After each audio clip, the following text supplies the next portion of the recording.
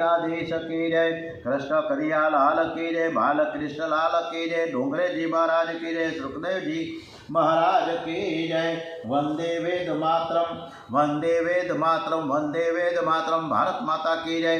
श्री भागवत भगवान जी महाराज की जय। ओम श्री ध्रुव जी महाराज की जय। आज की कथा આપણે આમાં ભગવાન નથી દેખાતા ખમો આજે આપણે ધ્રુવજીની કથા કરવા જઈ રહ્યા છીએ એટલે બધાએ શાંતિથી બરો સરસ રીતે સાંભળે એવા ભાવ સાથે। આ કંઈ થઈ ગયું છે આમાં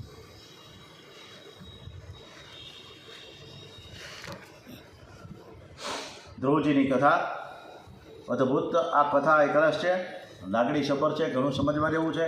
એવી કથા આપણે આજની તારીખમાં 26મી ફેબ્રુઆરી અને ફાગણ સુદ દસમના દિવસે આપણે આ કથા કરીએ છીએ। આજે ગુરુવાર છે। આજની કથા આપણે ધ્રુવજી મહારાજને જ સંભળાવીએ, શ્રી કૃષ્ણ પરમાત્માને સંભળાવીએ એવા ભાવ સાથે। ધ્રુવજી મહારાજ કી જય। વિદુરજી મહારાજ પ્રશ્ન કરે છે, મનુ મહારાજની 3 કન્યાઓના વંશનું વર્ણન સાંભળ્યું છે। હવે મનુ મહારાજના 2 પુત્રોના વંશ સાંભળવાની ઈચ્છા છે। મનુ મહારાજને 2 પુત્રો છે, પ્રિયવ્રત અને ઉતાનપાદ। પ્રિયવ્રત રાજાના વંશની કથા 5મ સ્કંદમાં આવશે, જ્યારે ઉતાનપાદની કથા 4થ સ્કંદમાં લીધી છે। ઉતાનપાદની કથા એ જીવ માત્રની કથા છે। પાદ શબ્દનો અર્થ થાય છે પગ, ઉતાનપાદનો અર્થ થાય છે ઉપર, જેના પગ ઉપર માથું, જેના પગ ઉપર છે માથું નીચે છે એને ઉતાનપાદ કહે છે। માના પેટમાં રહેલો જીવ ઉતાનપાદ છે। જીવ જન્મ લે છે ત્યારે માથું પહેલાં બહાર કાઢે છે અને પછી પગ બહાર કાઢે છે। જેના પગ ઊંચે અને માથું નીચે તે ઉતાનપાદ। જન્મ વખતે દરેકની આ હાલત હોય છે। ઉતાનપાદને 2 રાણીઓ છે, સુરુચિ અને સુનીતિ। સુરુચિ દેખાવે ખૂબ જ સુંદર, પણ તેનામાં ખાસ કોઈ સદગુણ નથી, જ્યારે સુનીતિમાં ઘણા સદગુણો છે પણ તેનામાં સૌંદર્યનો ભાવ છે। રાજાને સુરુચિ પ્યારી લાગે છે, જ્યારે સુનીતિ અળખામણી લાગે છે। સુરુચિને એક પુત્ર છે, એનું નામ છે ઉત્તમ, અને સુનીતિને પણ એક પુત્ર છે, એનું નામ છે ધ્રુવ। ઈશ્વરનું જ્ઞાન વિરક્તને થાય, વિલાસીને થતું નથી। ભાગવતમાં સુખદેવજી મહારાજે વિષ્યાનંદ કેવો છે એનો સુંદર દાખલો આપ્યો છે। વિષ્યાનંદ દરાજને ખંજાળવા જેવો છે। દરાજ થાય ત્યારે લોકો મલમ લગાડે છે, પણ જ્યારે તેને મટવાનો સમય આવે ત્યારે બહુ ચળ આવે છે। આ ચળ સહન કરે તે સુખી થાય છે। કેટલાક ચળ સહન કરી શકતા નથી, તે નખથી ખંજવાળે છે, તેથી 2-4 મિનિટ રાહત લાગશે, પણ તેથી નખનું ઝેર લાગે છે અને દર્દ વધી જાય છે। પરિણામે ખંજવાળનાર દુઃખી થાય છે। દરાજની જેમ ઇન્દ્રિયોને પણ ચડાવે છે। ઇન્દ્રિયોને તે વિષય આપવાથી તે 2-4 મિનિટ સુખનો ભાસ થાય છે, પરિણામે દુઃખ આપે છે। ભોજન બહુ સરસ હશે તો ભૂખ કરતાં વધારે ખવાશે, અને તેથી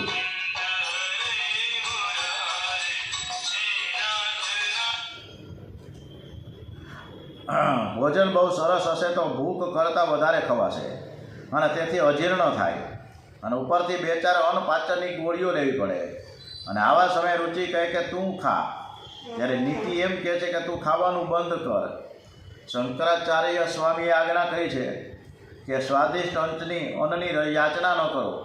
જેનું ભોજન ચટાકેદાર હશે તેનાથી ભજન થશે નહીં। નીતિનું ફળ શરૂઆતમાં કદાચ દુઃખ આપે, પણ પરિણામે તે સુખ આપે છે। ત્યારે વિષ્યાનંદ અંતે દુઃખ જ આપશે। જેનું જીવન શુદ્ધ છે, પવિત્ર છે, તેને ભજનાનંદ મળે છે। એ આનંદ કાયમ ટકે છે। જે નીતિને આધીન રહી પવિત્ર જીવન કાઢે એને ઈશ્વરનું જ્ઞાન થાય છે। સુનીતિનું ફળ ધ્રુવ છે, એટલે કે સુનીતિથી ધ્રુવ મળશે। મનુષ્ય જો સુનીતિના આધીન બને તો સદાચારી બને, અને સુરુચિને આધીન બને તો દુરાચારી બને છે। 2 મિત્રો સુરુચિ અને સુનીતિની બાબતમાં ડોંગરેજી મહારાજે સરસ મજાની એક કથા કરી કે 2 મિત્રો હતા, ખાસ કરીને મનસુખભાઈ અને મગનભાઈ। એમાં મનસુખભાઈ એને સરસ મજાનું ઓઢવાનું પાથરવાનું જોઈ જાત્રાએ કરવા નીકળ્યા છે 2 ભાઈઓ। ત્યારે મનસુખભાઈએ તો માથે પલંગ નાખ્યો પલંગની ઉપર ગાયટલું, ગાયટલા ઉપર ઓશિકા, ચાદર, ઓછાળ, આ બધું અને મોટો ટંગ, આવું બધું લઈને નીકળ્યા. મગનભાઈ કે મનસુખલાલ આટલું બધું લઈને હું જાઉં છું? તો અરે હોવાની કેવી મજા આવી તમને ન ખબર પડે. આટલે આ ઢોલીઓ પાથરીને હું હોઈ જાય છે, તમે ભલે નીચે હોવો પણ હું તો આરામથી હોઈશ.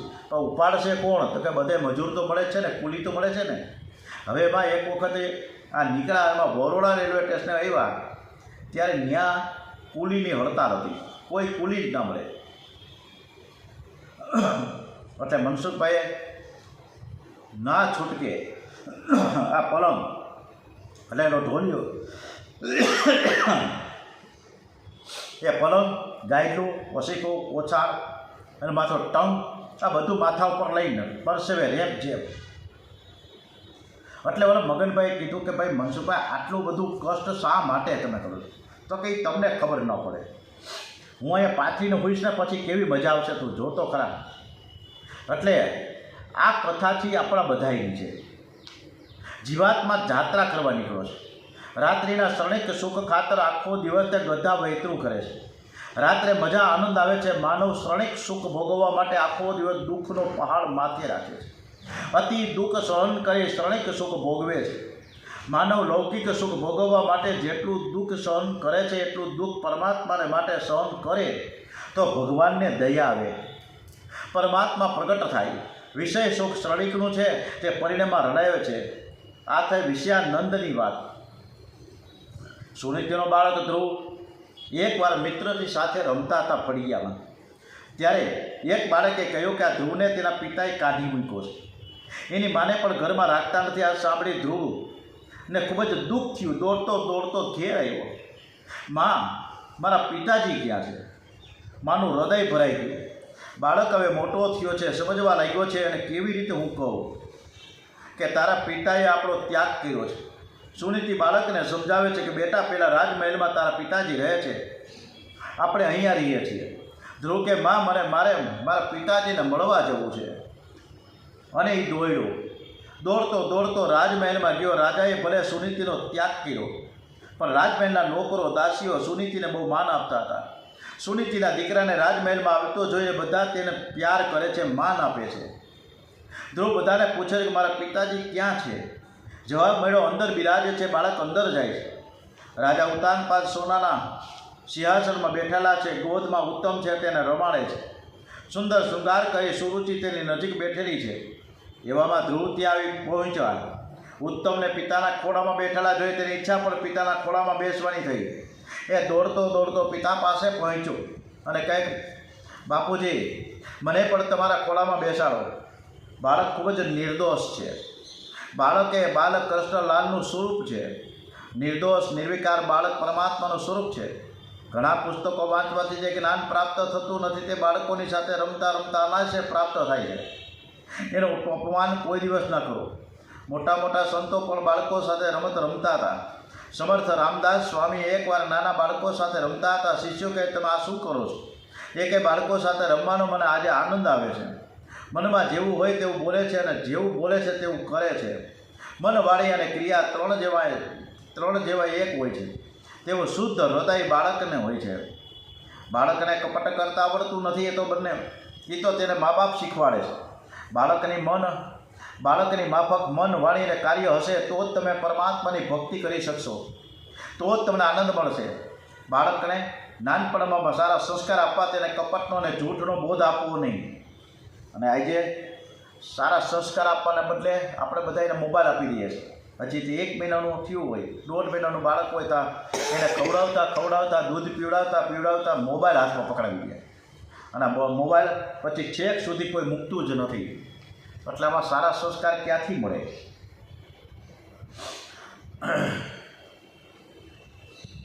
ધ્રુવની ઈચ્છા છે કે મારે પિતાની ગોદમાં બેસવું છે. ઉતાનપાદ અને આનંદદેવ મનમાં વિચાર કરે કે ધ્રુવને ખોળામાં લો, પરંતુ ત્યાં સુરુચિ બેઠી છે, તેના ગમ્યું નહીં. એની આંખમાં ઝેર હતું, તેનાથી આ સહન ન થયું. એને રાજાને કહ્યું કે ખબરદાર, એને ગોદમાં લીધો છે તો તમારો દીકરો તો ઉત્તમ છે. જેની આંખમાં ઝેર છે, જેની આંખ બગડેલી છે, તે કદી ભક્તિ કરી શકતો નથી. બહુ ધ્યાન રાખજો. આંખમાં ઝેર આવે નહીં, પૈસો આવે નહીં. જેની આંખમાં પ્રેમ છે તે જ ભક્તિ કરી શકે છે. રાજા રાણીને આધીન છે, રાજા રાણીનો દાસ છે. આપણા શાસ્ત્રમાં લખ્યું છે કે સ્ત્રીમાં વિશ્વાસ રાખવો, પણ સ્ત્રીમાં અતિ વિશ્વાસ ન રાખવો. જે પુરુષ સ્ત્રીને અતિશય આધીન બને રહે છે એને જોતાં પણ પાપ લાગે છે. અતિકામી પુરુષને સ્ત્રીનું બહુ જ સારું લાગે છે. એને સ્ત્રીમાં દોષ દેખાતો નથી. તે સ્ત્રીમાં અતિ વિશ્વાસ રાખે છે, સ્ત્રીના આધીન છે. રાજા વિચાર કરે કે ધ્રુવને ખોળામાં લઈશ તો સુરુચિ રાણી નારાજ થશે. કામી પુરુષ બીજો કોઈ વિચાર કરતા નથી. સ્ત્રી નારાજ ન થાય એટલો જ વિચાર કરે છે. બાળકનું દિલ દુભાય છે તેનો વિચાર કરતા નથી. બાળક પ્રેમથી મળવા આવ્યો છે, પણ રાણીને રાજી કરવા માટે નહીં, પણ પિતાના ખોળામાં બેસવા માટે. પરંતુ પિતાએ મુખ ફેરવી લીધું. ધ્રુવને હજુ આશા છે, પ્રેમથી તે પિતાને નિહાળતો ઊભો છે. સુરુચિથી આ સહન થયું નહીં. એ બાળકનો તિરસ્કાર કરતાં બોલી કે તું અહીંથી ચાલ્યો જા, રાજાના ખોળામાં બેસવાનો તો લાયક નથી, તું અણમાનીતી સુનીતિનો પુત્ર છે. ધ્રુવ કહે છે, માં, હું રાજાનો બાળક નથી. એ વખતે સુરુચિને મેરું માર્યું છે કે તારી માં રાણી નથી, રાણી તો હું છું, તારી માં તો દાસી છે. જો તારે રાજાના ખોળામાં બેસવાની ઈચ્છા હોય તો તું મારા પેટે જન્મ લે અને પછી તું ખુશીથી રાજાના ખોળામાં બેસી શકીશ. તરત તું વનમાં જા, તપશ્ચર્યા કર અને પરમાત્માને પ્રસન્ન કરી તું મારા પેટે જન્મ માંગ. તું રાણીનો દીકરો નહીં, પણ દાસીનો દીકરો છે. ચાલ્યો જાય. છતાં ધ્રુવ ત્યાં થોડો સમય ઉભો રહ્યો. એને આશા હતી કે કદાચ પિતાજી તેને ખોળામાં લેશે. રાજાએ તો મોં ફેરવી લીધું. સુરુચિ ફરીથી ધ્રુવને ત્યાંથી ચાલ્યા જવા કહ્યું છે. માને દાસી કહી તેથી ધ્રુવને બહુ જ આનંદ થયો, બહુ જ દુઃખ થયું છે. બાળકના હૃદયમાં તે શબ્દ બાણ જેવા લાગ્યા કે મારી માને દાસી કહી, અમે તમારું શું બગાડ્યું છે? મારી માને દાસી કહે છે. અરે પિતાએ મોઢું ફેરવી લીધું, સામું પણ જોયું નહીં. બાળકના હૃદયને ખૂબ જ ધક્કો લાગ્યો છે. એને બહુ દુઃખ થયું. એ રડતા રડતા મા પાસે ગયો. સુનીતિને તેનો બાળક પ્રાણ કરતાં પણ પ્યારો હતો. એણે બાળકને ઉઠાવીને ઘરમાં લઈ આવી અને પછી ગોદમાં લઈ છાતી સરસો ચાઈપને પૂછ્યું, બેટા તું કેમ રડસ? તને શું થયું છે? માં પૂછે છે, છતાં ધ્રુવ બોલતા નથી. વિચાર કરે કે હું એમ કહીશ કે મારી ઓરમાનમાંએ મારો તિરસ્કાર કર્યો છે અને પિતાએ મોઢું ફેરવી લીધું. એ તો માતા પિતાની નિંદા કરવા જેવું થશે, મને પાપ લાગશે. બાળક ધીર ગંભીર છે, રડે છે પણ બોલતો નથી. ત્યાં તો એક દાસી આવીને સુનીતિને બધી વાત કહી જણાવી. એ જાણીને સુનીતિને પારાવાર દુઃખ થયું. મેં કદી સુરુચિને કોઈ દિવસ બુરું કર્યું નથી, બુરું ઈચ્છું પણ નથી. 2 પળ કદાચ ગોદમાં લીધા હોત તો શું વાંધો હતો? મારા બાળકને રડાવ્યો છે. સુનીતિએ વિચાર કર્યો કે આજે દુઃખમાં આવેશમાં હું 2 કડવા શબ્દો બોલીશ ને તો બાળકના મનમાં એ વેરનું બીજારો પણ કાયમી રહેશે. મારા બાળકને ભલે રાજ સંપત્તિ ન મળે, મારે તો એને સારા સંસ્કાર આપવા છે. શિક્ષક જે ભણાવી શકે નહીં તેવો બોધ બાળકને મા આપી શકે. મા ગુરુ છે. માના સંતાન ઉપર અનંત ઉપકાર છે. સુનીતિ માની ભાવના છે કે મારો દીકરો વીર અને મહાન ભગવત ભક્ત બને. તેણે પોતાના દુઃખના વેગને દબાવીને ધીરજ ધારણ કરીને પછી કહ્યું કે બેટા તારી સુરુચિ માએ તને જે કંઈ કહ્યું છે તે જરાય ખોટું નથી કહ્યું. હું પણ તને એ જ કહું છું કે તું ઓરમાનમાંના કહેવા પ્રમાણે વનમાં જઈને તું ભક્તિ કર. સુનીતિ બાળક ધ્રુવને ખૂબ જ પ્રેમથી સમજાવે છે, બોધ આપે છે. સુનીતિએ બાળકને આગળ કહ્યું કે બેટા ભીખ માંગવી હોય તો ભગવાન પાસે જઈને માંગવી, જગત પાસે ક્યારે ભીખ ન માંગવી. આ જગતમાં શ્રીમંત એક શ્રી કૃષ્ણ છે ને શ્રી કૃષ્ણ વિના જગત આખું દરિદ્ર છે. તમારા જીવનમાં દુઃખનો પ્રસંગ આવે ત્યારે ગભરાશો નહીં. દુઃખ તમારા ઘરમાં કાયમને માટે આવતું નથી, તે તો તમારા પાપને બાળવા માટે આવ્યું છે, તમને સુખી કરવા માટે આવ્યું છે. કોઈ દુઃખનો પ્રસંગ આવે તો દુઃખની વાત મનુષ્યને કહેશો નહીં, પણ તે દિવસે બાલકૃષ્ણ લાલને દૂધથી સ્નાન કરાવો, લાલાને શૃંગાર કરો, થોડો ધૂપ કરો, લાલાની આરતી ઉતાર્યા પછી દરવાજો બંધ કરી એકાંતમાં હરે કૃષ્ણ કૃષ્ણ કૃષ્ણ હરે હરે, હરે રામ રામ રામ હરે હરે, હરે કૃષ્ણ પ્રેમથી કીર્તન કરો. 15-20 મિનિટ બરાબર પ્રેમથી કીર્તન કરશો તો તન્મયતા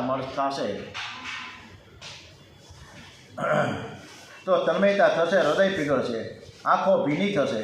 કીર્તનમાં તન્મયતા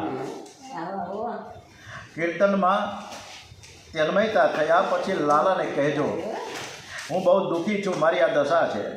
કનૈયો બહુ પ્રેમાનો છે, તે બધું શાંતિથી સાંભળે છે, તે અતિ ઉદાર છે, એ તમને ઘણું આપશે પણ કોઈ દિવસ કંઈ બતાવશે નહીં.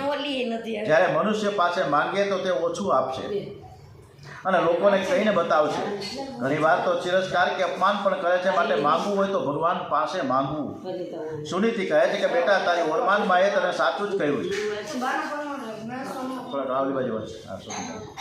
સુનીતિ કહે છે કે બેટા, તારી ઓરમાનમાં એ તને સાચું જ કહ્યું છે. તું હવે વનમાં જઈને ભક્તિ કર, પરમાત્માનું ધ્યાન કર, આરાધના કર. જે ઘરમાં માન નથી તે ઘરમાં રહેવું નહીં. તારા સાચા પિતા પરમાત્મા છે, મેં તને નારાયણ સ્વયંપા છે. જે પિતા તારી સામે જોવા તૈયાર નથી એના ઘરમાં રહેવામાં બિલકુલ સાર નથી. જો તું ઉત્તમની જેમ રાજ સિંહાસન પર બેસવા ઈચ્છતો હોય તો તું પરમાત્માનું આરાધન કર. તારા ચિત્તમાં પુરુષોત્તમ ભગવાનની સ્થાપના કર અને બધાનું ચિંતન છોડીને કેવળ ભગવાનનું ભજન કર. ધ્રુવે રડતા રડતા કહ્યું, મા, મને એકલાને વનમાં મોકલશ? અહીં તારી દશાથી દાસી જેવી છે. આ ઘરમાં હવે તું રહીશ નહીં. આપણે બંને વનમાં જઈશું. પ્રભુને કોઈ દિવસ તો દયા આવશે ને. સુનીતિ ધ્રુવને સમજાવે છે કે બેટા, હું જાણું છું આ ઘરમાં મારું માન નથી, પરંતુ આ ઘર છોડીને હું જઈ શકું તેમ નથી. મારા પિતાજીએ પતિદેવને મારું દાન કર્યું છે. હું સ્વતંત્ર નથી, હું પરતંત્ર છું. હું મારા પતિદેવને આધીન છું. મારા પતિદેવ ભલે મારો ત્યાગ કરે પણ મને કદાચ તિરસ્કાર કરે, મારી સામે ઘૃણા કરે, નફરત કરે, છતાં પણ હું એની સેવા કરીશ. મારા માટે પતિ એ પરમાત્મા છે. મારે આ ઘર છોડવું નથી. મારો ધર્મ મને ના પાડે છે. ધર્મ વિરુદ્ધ ભક્તિ સફળ થતી નથી. હું તારી સાથે આવી શકીશ નહીં, પણ મારો આશીર્વાદ તારી સાથે આવશે. બેટા, હવે તું આ ઘરમાં રહીશ નહીં, તું વનમાં જા. આજથી તું નારાયણનો દીકરો થયો છે. પ્રભુના ચરણમાં હું તને અર્પણ કરું છું. સુનીતિએ પરમાત્માનું સ્મરણ કરી બે હાથ જોડ્યા અને કહ્યું કે હે પ્રભુ, તમારા આધારે બાળકને વનમાં મોકલું છું અને તેનું તમે રક્ષણ કરજો. ધ્રુવ પૂછે કે માં, મારા જેવા બાળકને ભગવાન દર્શન આપશે? સુનીતિ કે ભગવાન ઉંમર જોતા નથી, વેશ જોતા નથી, એ તો માત્ર હૃદય જુએ છે. તે ભાષા જોતા નથી, ભાવ જુએ છે. ઠાકોરજીને તો નાના નાના બાળકો ખૂબ જ વહાલા લાગે છે. જે પ્રેમથી પરમાત્માને પોકારે તેની સમક્ષ પ્રગટ થાય છે. આતુરતા વગર ભગવાન મળતા નથી. ઉપનિષદમાં પ્રભુએ કહ્યું છે કે આ જીવ મારો પુત્ર છે. આ જીવને મારી ગોદમાં લેવા હું તૈયાર છું, પણ તે મારી સામે આવતો નથી. શ્રીનાથજીનો એક હાથ ઊંચો છે. એ વૈષ્ણવને પૂછે, હે શ્રીનાથજી બાબા, આપે એક હાથ કેમ ઊંચો રાખ્યો છે? અને ત્યારે શ્રીનાથજી બાબા શ્રી કહે છે કે મારા બાળકો બધા જ મને ભૂલી ગયા છે. હું તેઓને ઊંચો હાથ કરીને રોજ બોલાવું છું, પણ તેઓ મારી પાસે આવતા નથી. ધ્રુવ માતાના ખોળામાંથી ઊભા થાય છે અને સુનીતિ માને વંદન કરે છે. માનું હૃદય ભરાઈ ગયું. મનમાં થયું કે મારે આ ઘરમાં રહેવાનું અને આ 5 વર્ષના બાળકને હું વનમાં મોકલું, એનો પ્રભુમાં કેવો વિશ્વાસ છે. એ કહે છે કે પરમાત્મા તારું જંગલમાં રક્ષણ કરશે, તારું કલ્યાણ કરશે. બાળકને આશીર્વાદ આપ્યા અને ધ્રુવજી જવા લાગ્યા છે. માનું હૃદય ભરાયું. સુનીતે વિચાર કર્યો કે અત્યારે હું રડીશ તો બાળક પણ રડવા લાગશે. માએ હૃદયને પથ્થર જેવું કઠણ બનાવ્યું અને હૃદયના વેગને દબાવ્યો. સુનીતેમાં ધ્રુવને અને હવે આ ધ્રુવજીની કથા અને અત્યારે વિરામ આપીને આવતીકાલે ફરીથી થોડોક ભાગ ફરીથી રિપીટ કરીને આ કથા કરીશું. કૃષ્ણ કન્યા લાલ કી જય. ઓમ નમો ભગવતે વાસુદેવાય. શ્રી રામ જય રામ, જય જય રામ. શ્રી રામ જય જય જય જય રામ. ગણપતિ મહારાજ કી જય. હનુમાનજી મહારાજ કી જય. ઓમ નમઃ પાર્વતે પતય. હર હર હર મહાદેવ હર.